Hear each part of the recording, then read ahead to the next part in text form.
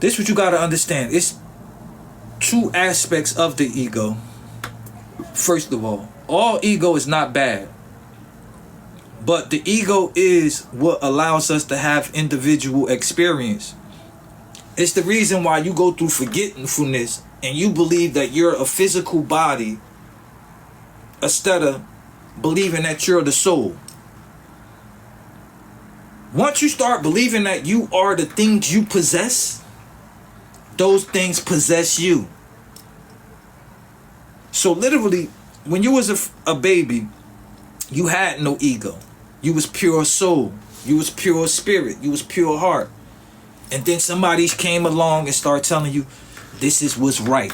This is what wrong look like. This is how you should look at white people. This is how you should look at black people. This is how you should look at money. Money is hard to come by. You got to work your ass off to get this shit. And you got to go to school. You got to do this and you got to do that. This is your name. This is your nationality. We don't fuck with people from the other side of town. We fuck with these people. This and that and this and that. And you as a kid, you like, all right. It's all real to you. This is where our program coming at. It's literally our program. All our limits. It's abilities that we have, but then your parents, you said you do, you see what? That's fake. You don't stop with that make-believe shit. And now you lose your spiritual sight. Because they want you in this physical body just being dense as hell like them. So all of these programs, we start to take them on, and these programs is what build our identity. Your identity is what's make you an individual aspect. So I identify with being black. I identify with being spiritual. I identify with my name being Naeem. That's why on my identity card, you got my name and my birthday and where I'm from. Because this is my identity. So we start to believe that our identity and who we are as spirit is the same shit. And it's not. And when I was a gangbanger before. I had high status in the gang. I was the big homie. I had little homies that was older than me. Yeah, all of that. And at the time when I was this other person, it's no way in hell somebody could have came to me and told me like, yo, bruh, you know you're not really this person. Them just programs in you. Like, you're not really no gangbanger and a gangster. And I'd have looked like, what? Nigga, what you trying to say? I'm pussy, nigga? Fuck. Shit would have got, I would have thought they was disrespecting me. Because I believe cold-heartedly that this is who I am. How you gonna tell me this not who I am? Who am I then? And they would have said something like, you're the divine having a finite experience. I'd have been like, oh nah, bro, you lost your mind. Get the fuck out of here. Like, get out of here. You gotta go ahead with that, bro. That old Looney Tune shit. I'm the divine. The fuck are you talking about, nigga? I'm a gangster. I done threw my signs up. Nigga, this who the fuck I am. Fuck you talking about. Ask them niggas in the hood. Because I was so programmed into my identity that I believed me to be my identity. And then when I started having my awakening, I started awakening up out of my identity little by little. Like, I'd be yelling and be angry. And then a part of me would be watching me yelling. And I'm like, oh, shit. It's no way that I'm the person yelling and the motherfucker watching. And once my awareness started to get higher than my unconsciousness, which is my program, I started to see the programs and I'm looking at it from the outside like, what the fuck? I'm like, yo, that was wild. For the first time, like, I've been yelling my whole life. Angry yelling, but I never would see it. Because I was in it. The unconscious in me was one. So there was no conscious state that could see the program. So once I started waking up out of the program and seeing it, I'm like, now it's making perfect sense. While I was in relationships with people, we yelling back and forth, trying to kill each other. And then the next day, we don't even know what the argument started over. Neither one of us. Like, yo, So we really was doing all of that and we don't even know why? No. Because the ego don't need no why. All it's trying to do is protect its identity. And if you identify with being angry, if you identify with this is disrespectful, if you identify all your beliefs, your perceptions, your concepts, it all makes up your identity. And then your ego protects it like it's you. It protects it with all of its might. That's why you be defensive. You ain't defending you. You ain't defending no truth. Truth don't need to be defended. You defending your identity. That's why the ego reflects. You could be dead wrong and somebody telling you about yourself and you want to, instead of saying like, yo, all right, man, I did some bullshit. You want to, but what about what you did last week? You, because the ego never want to see itself. It'll rather put the mirror on. Yo, show me me. I don't want to see me. Look at you, motherfucker. Even though you know you dead wrong. The ego is the thing that procrastinates. Why do it procrastinates? Because change, if you don't procrastinate, you're going to change. Change is a threat to the ego.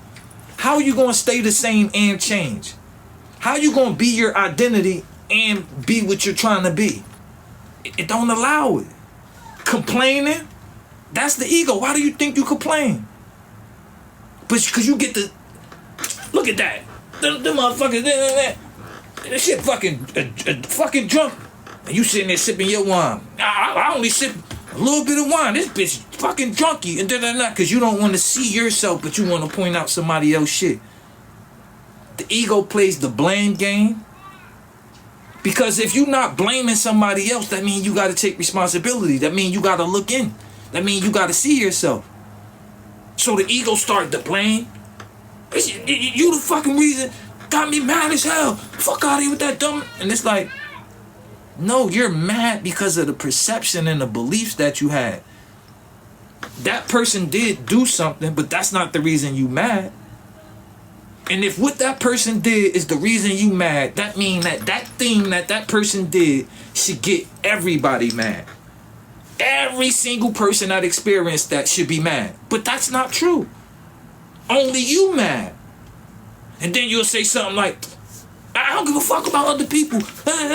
Ain't nobody gonna disrespect me. I ain't letting that, because other people let that happen. That's all. That's your ego just defending itself. Saying, I would rather keep my program and still blame you than remove the thing that triggers me. So this thing can't trigger me no more because there's no triggerer in me. The ego, all of these lower vibrational frequencies that happen within us is because of the ego trying to hold on to its identity. That's why most spiritual people go through an ego death. The ego death usually be some life traumatic, crazy shit. Because it gotta knock you out of your old identity. The way I got knocked out of my old identity is I caught a case where my co-defendant, the feds picked up his case and not my case. In the hood, that looked crazy. Like, yo, why the feds gonna pick up his case and not his case? And I was a person that had mad other gun charges, but the person, my co-defendant, didn't. So it's like, why would the feds pick up his case and not his case if they co-defenders? But the truth was they picked up my co-defender case because my co-defender had an open charge. So they basically grabbed both of his charges now and they like, yo, we got you on this charge, but this charge is weak. Cop out to this and woo woo woo. I didn't have no open charge, so they're not just gonna pick up my weak case because the feds don't pick up weak cases. They only pick up cases where they know they could convict you. So in the streets, that looked crazy. My co-defender in the feds, and I'm home fighting my case. And then me and my co-defender started beefing. He be calling him about money I was supposed to send to him, but the people who supposed to gave me the money never gave me the money. And I'm already fighting my case, paying my lawyer. I ain't got no money to send you. I was going to put $20, $30 to what they gave me. So when he called early in the morning asking for this money, but did you send the money that you was supposed? I'm like, yo, bro, I told you I ain't gonna. He started going on. Y'all motherfuckers act like I got life. I'm like, what? And I lost it. I done did mad bids before this one. You never did shit for me. So I went into that. My ego came out. Nigga, fuck you. You know, I started going off on him. But I started going off with him, invited him to the penis, hung up on him, blocked him. All in my ego. Guess what he starts? Going with the rumor. Yeah, nah, snitch. Long story short, I went to prison, or went to jail. And I was the big homie, remind you. But I knew I was done with this, so I kind of like gave my position up.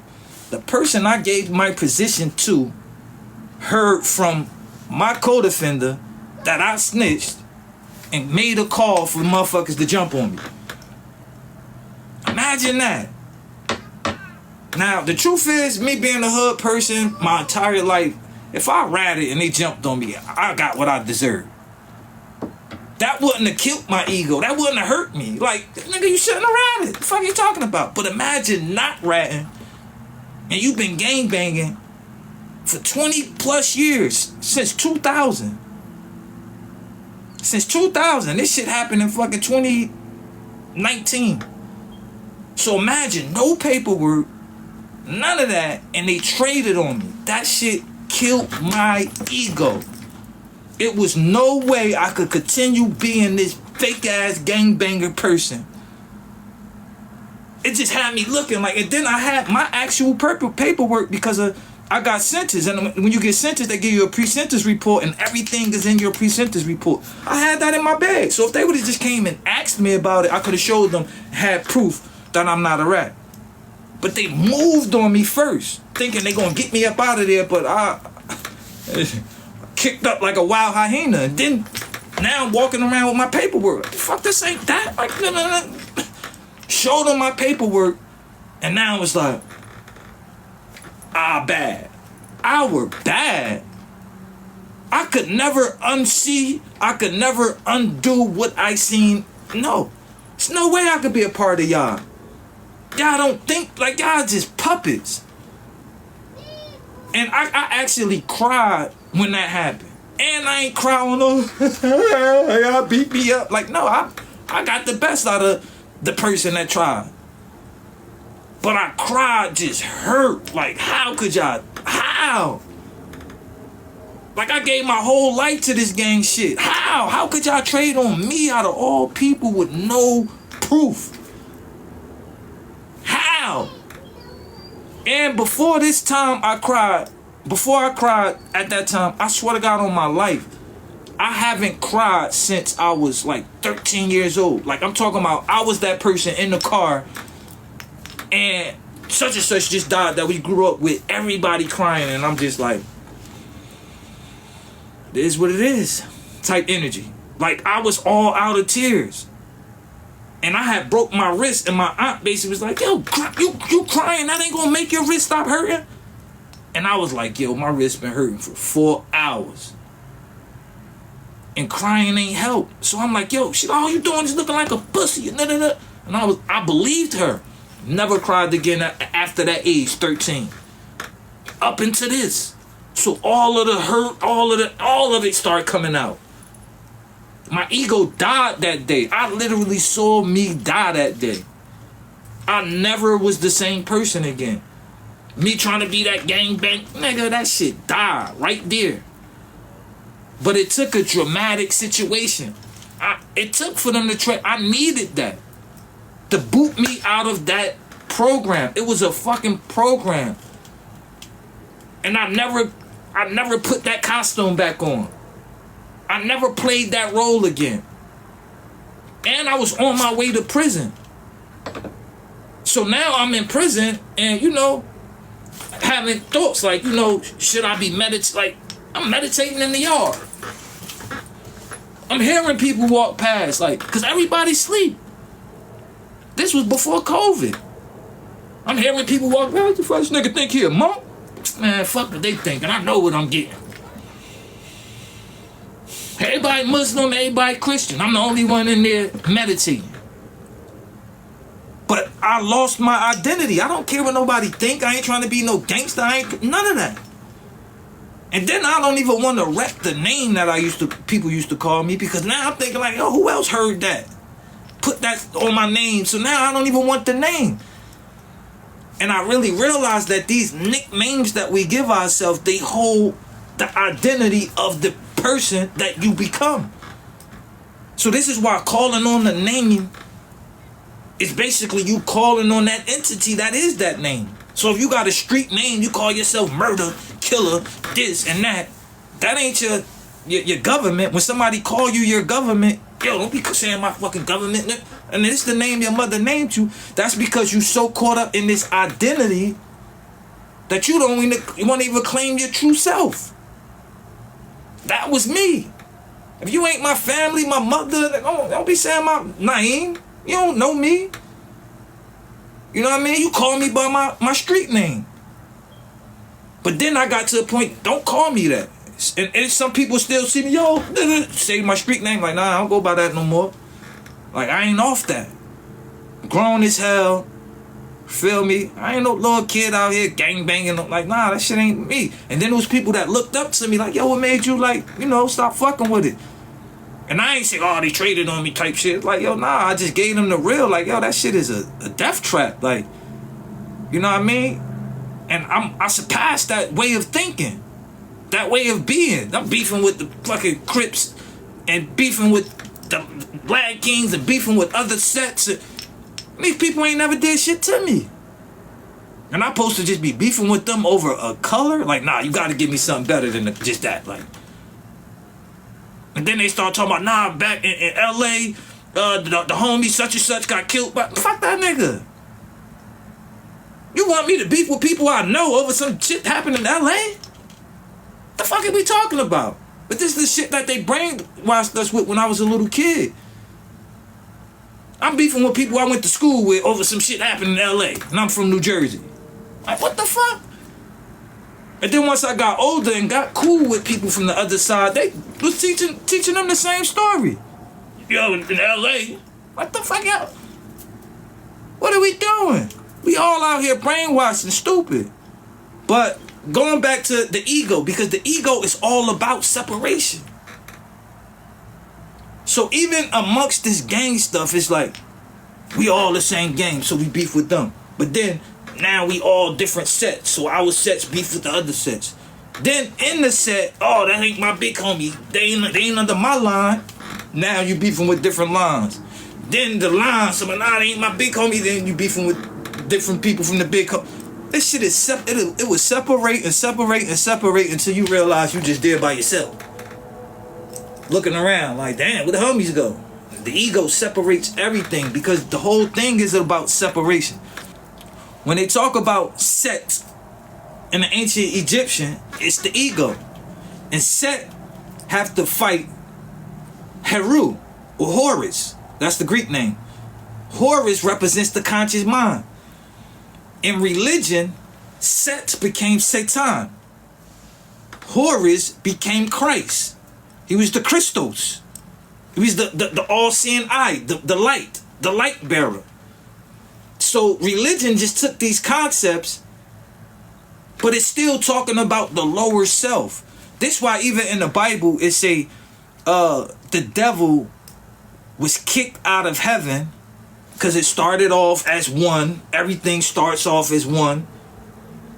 Got kicked out of heaven and got banished to earth to rule over earth. So we're asking a question. All right, where is the devil at? If he rule over earth, where is he? He's the ego. The root chakra is what? It's red. That's why he's red. It's based on the devil is a lie. The devil tells lies. The ego lied to you and have you thinking that you're an identity. It have you believing that you're a personality when you're one with all. So if it wasn't for you believing that you this specific person, you won't be beefing with another person because you will look at another person as you. So without the ego, it's just oneness. The ego is what allows you to be individual. It's the thing that makes you forget that you are one with the cosmos, that you're one with the universe, that we share the same mind and only have different brains. The ego is the thing that makes you believe that you're your programs instead of the spirit that's experiencing the programs.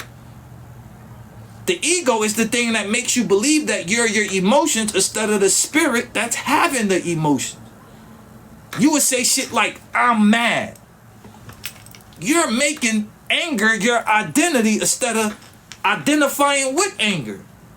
I am experiencing anger right now. That's a whole totally different ball game. Because if I say I'm experiencing anger, that's the truth. But that anger shall pass. But if I say I'm mad, I am mad. I just made anger my identity. I'm it. So I'm not experiencing it, I am it. That's the difference. The ego make you believe that you are what you experience.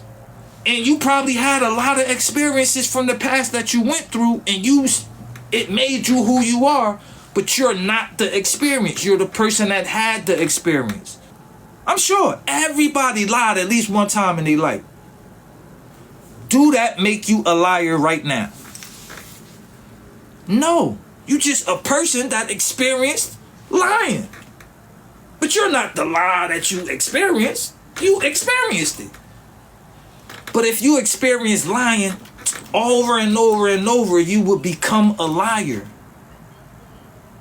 If you experience patience over and over and over, you will become a patient person. If you experience anger over and over and over, you will become an angry person. But what you become don't mean that's who you are. That's what the ego do. It tricks you to get you to believe that you're your patterns. It gets you to believe that you're your patterns instead of you're the soul that's experiencing the patterns. And any patterns that's within you mean you possess them. You could give up possession. Now I no longer possess this.